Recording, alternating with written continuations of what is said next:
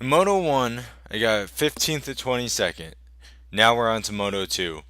So one thing I forgot to mention in the first video was I was at my girlfriend's formal for her sorority the night before this race. So a formal is pretty much like a college version of homecoming. So we were there until about 9. Then I got home where my bike is at 10:30, and then I woke up the next morning at 5 a.m. to make it to this race. So it's not really an ideal situation, and I'll be honest, I was pretty tired all day long during the race, but it was fun and it was a challenge to do both the formal and the race. But ideally, this would not be a situation I'd want to put myself in again. I like going to bed early the night before races just because I like getting up early for the race so I can make it to the race about an hour to two early to get everything ready and get signed up and just get myself really nervous. So, without further ado, let's get into the start. Like I said in the first video, this start is going to be a live engine.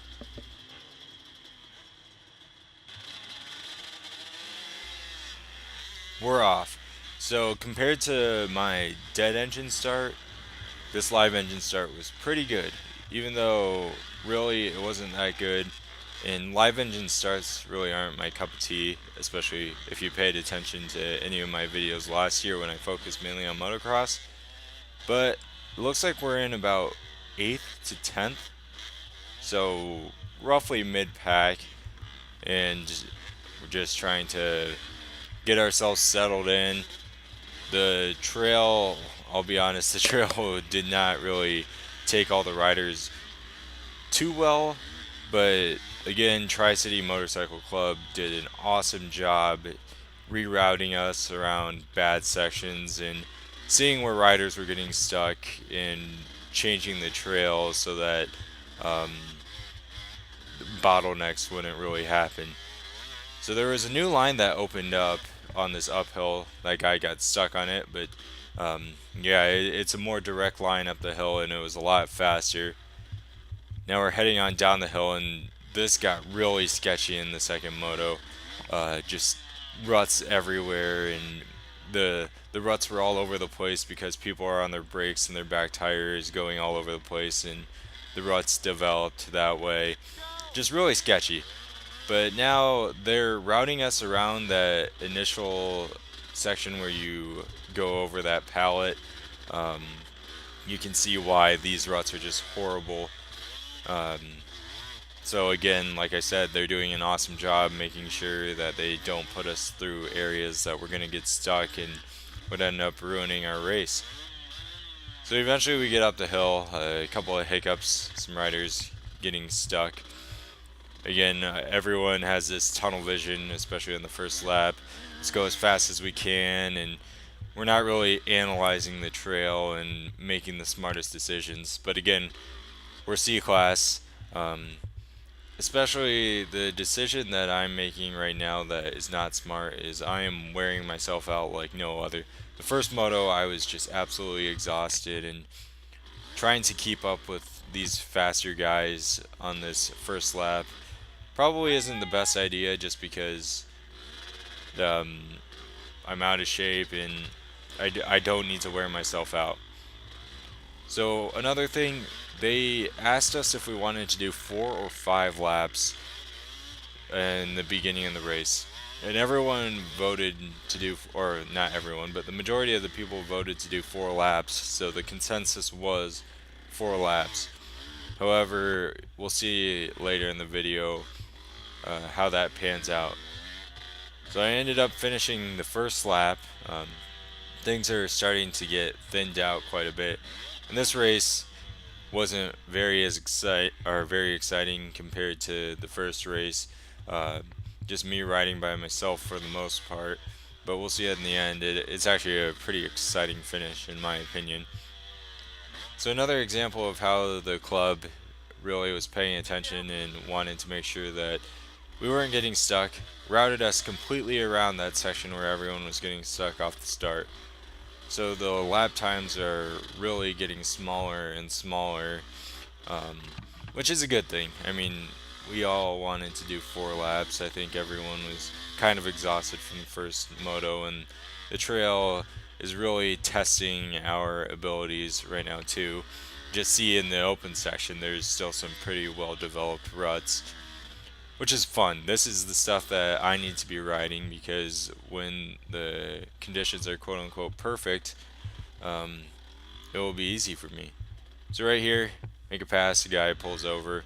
Um, and yeah, that's pretty much all that happened on the second lap. So now moving on to the third lap. And again, things are really, really thinning out. I'm getting passed a couple of times by faster riders just because I had a decent start and guys are going to get around me, especially now. I'm getting exhausted. But I'll be honest, the third lap, I went pretty easy and probably went a little slower than I should have. I was expecting a white flag, and no, it's green. Now it's white, and I get lapped on the going into my fourth lap. So I assumed that for the lapper, the race would be over, but I guess we're doing 5 laps now, so I mean, I can't complain. I paid for 5 laps. It just sucks. I was under the impression we were doing 4 laps. So, lesson learned, never let up until the checkered flag is waved. Just because I probably, well, I may have got lapped, but probably not till later in the race. So, this is the exciting part of the second moto. If I had to choose 2 minutes of the video to show, this would be it. So this guy I led around mid lap because I thought he was a lapper. I got lapped by the first 3 positions. But this guy is actually in 12th place. So right now I'm in 13th. And he pulled away from me a little bit, but he looks back and he sees it's me. I ended up catching up. So this is the battle for 12th, and we're on the last lap. So I don't really have much time to catch up to him. It's really gonna be who goes down this downhill fastest, and you can see he's kind of pulling away from me, and then I gun it through this section and kind of catch up to him. But from the looks of it, yeah, he's gonna get the position. So not really much I can do, unfortunately. I may have been a little bit more aggressive on that uphill. I could have passed him, but it is what it is. It was a close finish between 12th and 13th. So yeah, with that being said, got 13th overall in the second moto. For the day, I got 15th and 13th for 13th out of 22 overall. Pretty happy with that result given how little I've ridden. About mid-pack, beat 9 people, lost to 12, so obviously some room for improvement, but in my opinion, a very good starting point for the year. So this is something I want to do at the end of every round. This early in the season, it doesn't matter.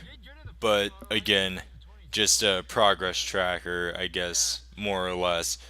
So this is an Excel sheet that I made showing the points for every rider that raced in the 12 to 29C. So the only people who get points are the ones who are members of District 17 and signed up to get points in District 17. However, this is the points for anyone who rode. So right now, out of all riders, if everyone gets points, you can see I'm 16th with 8 points. So some improvement room, I guess, but again, a good starting point, and who knows how many of these riders are actually going for points in District 17.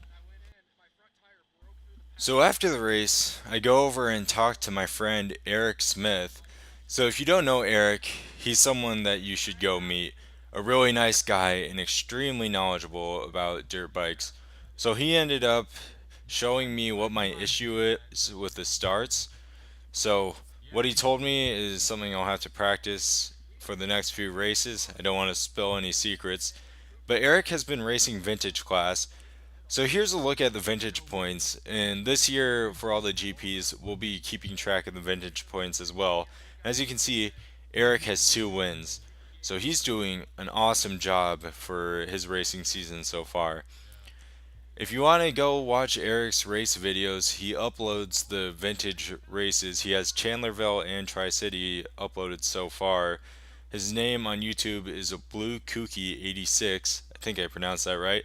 Put a link in the description. Go check him out. So, guys, I hope you enjoyed Tri City Round 2 of the AMA District 17 GP Series, and I will see you guys next time.